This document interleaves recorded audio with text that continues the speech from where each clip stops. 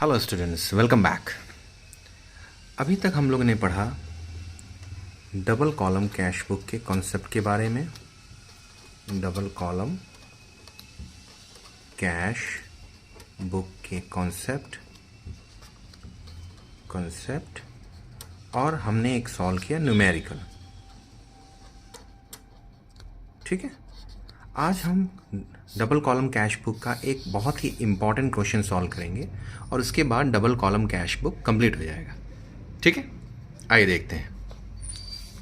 Question है, enter the following transactions in to column cash book with cash and bank columns of MSS Sunita. ठीक है, ये details दी हुई हैं, डेट, अमाउंट। ठीक है, यहाँ पे इंपॉर्टेंट कुछ ऐसे ट्रांजेक्शन्स हैं जो आपको कंफ्यूज करेंगे, जिसमें फंसने के चांसेस हैं।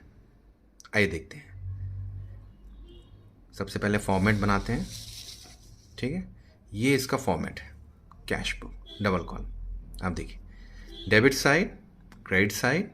ठीक है, date, particulars, ledger folio, cash column, bank column, then date, particulars, ledger folio, cash column, bank column. ठीक है, स्टार्ट करते हैं। सबसे पहले हमारे पास क्या है यहाँ पे? सबसे पहले है कैश इन हैंड।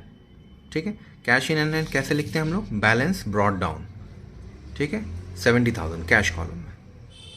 ठीक है, देन है बैंक ओवरड्राफ्ट। ये थोड़ी ट्रिकी है। बैंक ओवरड्राफ्ट के बारे में मैंने बताया था कि ओवरड्राफ्ट एक नेगेटिव बैलेंस होता है बैंक में। तो नेगेटिव बैलेंस है तो ये क्रेडिट साइड में नोट किया जाएगा। 50,000 रुपीज़। देखिए, बैलेंस ब्रॉट डाउन 50,000 रुपीज़, ये क्रेडिट साइड में जाएगा। ठीक है, नेक्स्ट देखते हैं। Sold goods for cash 50,000। Easy है, जनवरी 4। कैश आपको मिला है जब आपने गुड्स सोल्ड किया। 50,000 डेबिट साइड, क्योंकि इनफ्लो है, सेल्स 50,000।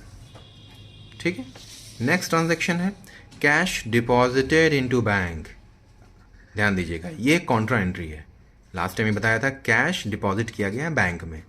ठीक है, तो कैश डिपॉजिट किया गया है तो बैंक इंक्रीज होगा, बैंक के लिए इनफ्लो है, देन 80,000 रुपीज़ बैंक। और कैश के लिए आउटफ्लो है, देन 80,000 क्रेडिट साइड में बैंक। कॉन्ट्रा एंट्री है, यानी कि सी मेंशन होगा। ठीक है, नेक्स्ट ट्रांजैक्शन देखते हैं। Purchase goods from Meena. Meena से गुड्स परचेज किया गया 30,000। तो ठीक है, देखते हैं। 30,000 में गुड्स परचेज किया गया मीना से, एंड देन, लेकिन यहाँ पे मेंशन नहीं है कि मीना से जो गुड्स परचेज किया गया उसमें कैश दिया गया या फिर चेक दिया गया। हम नेक्स्ट ट्रांजैक्शन देखते हैं, cheque issued to Meena in full settlement. अब ये ट्रिकी है। पहला है परचेज गुड्स फ्रॉम मीना 30,000, इससे कुछ समझ में नहीं आ रहा कैश है या बैंक है। देन नेक्स्ट डेट में इसका किया गया cheque issued to Meena in full settlement, क्या है 28,800। चेक इशू किया गया यानी बैंक में जाएगा, या आउटफ्लो है तो क्रेडिट साइड जाएगा। आप देख सकते हैं मीना 28,800 रुपीज़। ठीक है, नेक्स्ट देखते हैं। Withdrawn from bank for personal use. Personal use है यानी ड्राइंग्स है यानी कि आउटफ्लो है 5,000 रुपीज़ क्रेडिट साइड।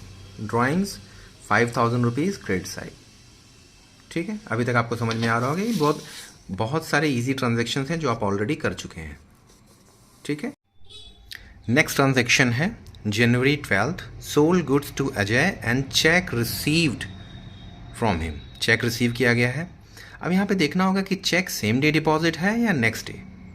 देखते हैं, जनवरी 17 को फिर इसी ट्रांजेक्शन के बारे में मेंशन किया गया, check received from Ajay deposited into bank. अब यहाँ पे अगर ये मेंशन नहीं होता तो हम ये मान लेते कि जनवरी 12 को ही डिपॉजिट किया गया है। ठीक है, तो इसकी एंट्री कैसे होगी? इसकी एंट्री ऐसे होगी, समझते हैं। आइए, जनवरी 12 को रिसीव चेक, ठीक है, एंड जनवरी 17 को डिपॉजिट। सिंपल है, पहले भी इसकी एंट्री समझाइए कैसे होगी। Cheques in hand account debit to Ajay's account. Ajay से चेक रिसीव हुआ था एंड देन 17 को डिपॉजिट है तो बैंक बढ़ जाएगा, इंक्रीज हो जाएगा, asset increase debit side, bank account debit to cheques in hand account. दोनों को मर्ज करेंगे, cheques in hand cancel out हो जाएगा। ठीक है, तो 2 स्टेप में ये ट्रांजैक्शन होगा। ठीक है ना, आइए देखते हैं इसकी एंट्री। देखते हैं डबल कॉलम कैश बुक में इसकी एंट्री कैसे हुई है। इसकी एंट्री हुई है जनवरी 17 चेक्स इन हैंड ₹25,000। सिंपल। आइए देखते हैं नेक्स्ट ट्रांजेक्शन देखते हैं। बैंक चार्जेस ₹500, ये आउटफ्लो है, ये आउटफ्लो है तो क्रेडिट साइड जाएगा C, bank charges ₹500। Then next transaction है क्या है, इंटरेस्ट चार्ज बाय बैंक 2,500, ठीक है, ये भी आउटफ्लो है, इंटरेस्ट 2,500।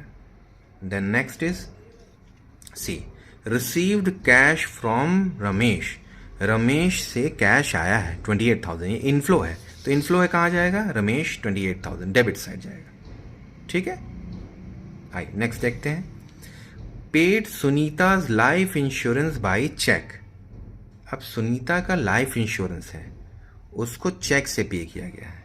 अगर ये सुनीता का अकाउंट एमएसर सुनीता है, अब सुनीता का ही लाइफ इंश्योरेंस है, तो एक तरह की ये ड्राइंग है, ठीक है, ये ड्राइंग है, यानी कि हम मैसर सुनीता का अकाउंट रेडी कर रहे हैं जिसमें सुनीता का ही लाइफ इंश्योरेंस पे किया गया है, यानी ये ड्राइंग है 15,000 का, ठीक है, तो ये जाएगा ड्राइंग्स में 15,000 रुपीज़,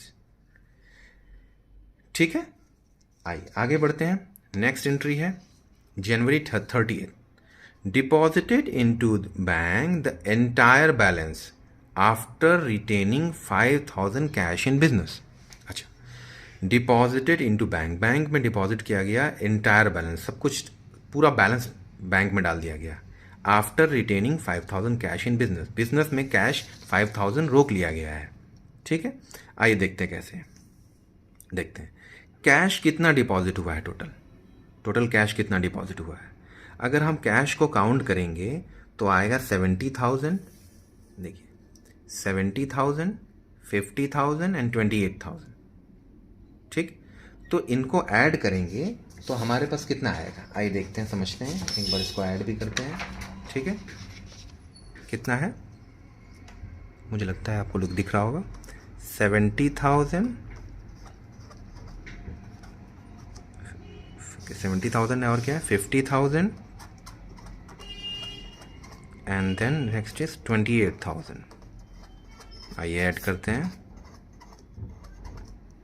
1,48,000 रुपीज़ का कैश है, ये कैश है, ये 1,48,000 का कैश, यहाँ पे देख सकते हैं हमने सॉल्व किया है, 1,48,000 का कैश, ठीक।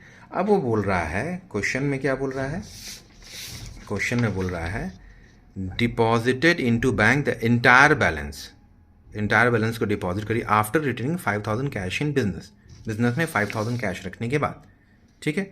अब एक्सपेंसेस कितने हैं वो देख लें, एक्सपेंसेस को अगर हम काउंट करेंगे तो वो कितने हैं, तो एक्सपेंसेस हमारे पास हैं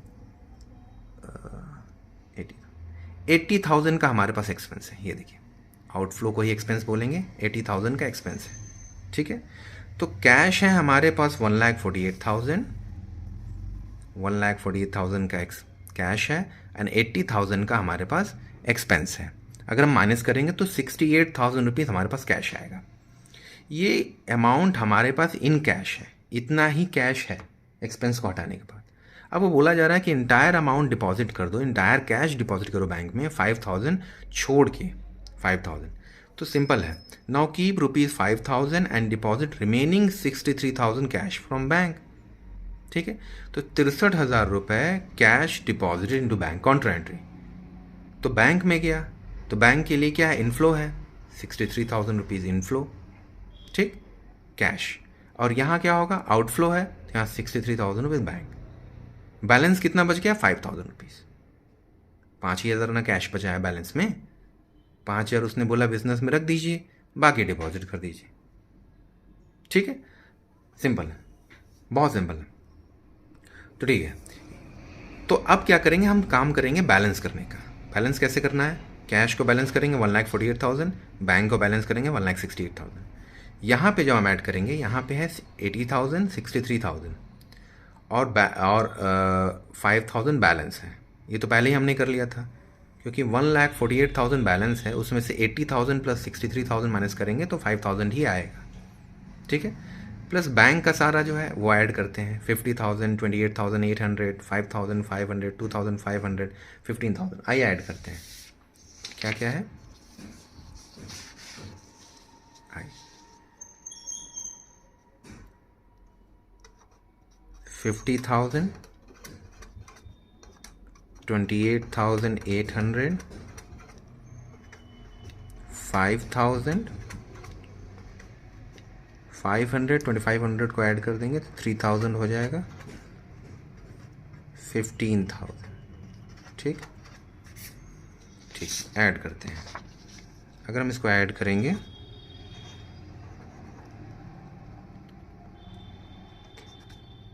ठीक 91,800 आएगा। फिर से क्रॉस चेक कर लेते हैं।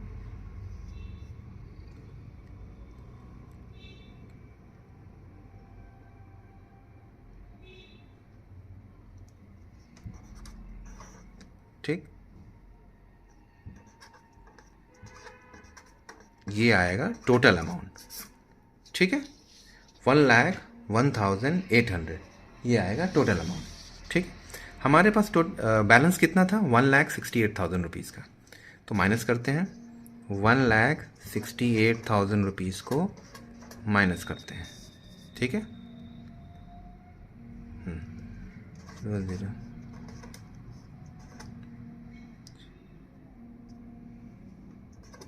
66,200 सी 66,200 ये टोटल बैलेंस है। तो कैसे इसको नोट डाउन करते हैं? बैलेंस कैरिड डाउन, पहले भी हमने किया 5,000, 66,200। फिर नेक्स्ट मंथ के लिए हम उसको बैलेंस ब्रॉड डाउन कर देंगे। ठीक है, तो हमने एक बहुत ही इंपॉर्टेंट और बहुत ही ट्रिकी क्वेश्चन को सॉल्व किया है। ठीक है, और इस तरह हमारा कैश बुक कंप्लीट हो चुका है ये लेक्चर। अब हम नेक्स्ट ट्रांजैक्शन की तरफ बढ़ेंगे, हम नेक्स्ट चैप्टर की तरफ बढ़ेंगे। ठीक है, टिल देन बाय।